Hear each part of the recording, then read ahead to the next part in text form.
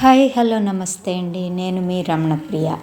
మన దేశానికి గర్వించదగ్గ ఒక స్మారక చిహ్నమైన ఇండియా గేట్ గురించి ఒక్కసారి గుర్తు చేసుకుందాం.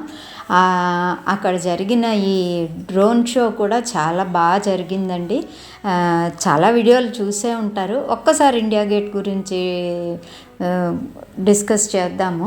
ఇండియా గేట్ ఇది 42 మీటర్లు ఎత్తున్న ఈ కట్టడం అమర్ జవాన్ల స్మృతి చిహ్నం అండి. ఇదే మెయిన్ అమర్ జవాన్ల స్మృతి చిహ్నం. ఇక్కడ అమర్ జవాన్ జ్యోతి వెలుగుతూ ఉంటుందిటండి.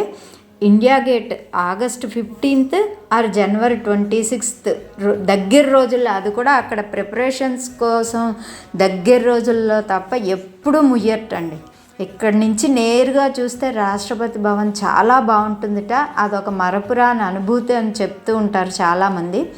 ఈ భవనాన్ని రాత్రింబవళ్ళు కాపలా కాయటానికి 1000 మంది ఢిల్లీ పోలీసులు, బ్లాక్ కమాండోస్ కూడా ఉంటారటండి. వీళ్ళంతా ట్రైన్డ్ పీపుల్ అనమాట.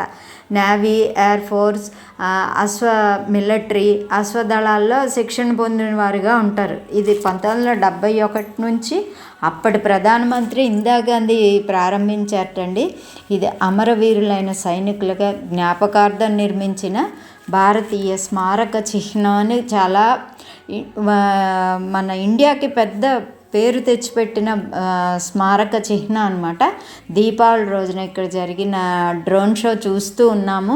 ఆ డ్రోన్ షో చూస్తూ ఒక్కసారి మన ఇండియా గేట్ ప్రాముఖ్యత గుర్తు చేసుకుందామని చెప్తూ ఉన్నాను అనమాట.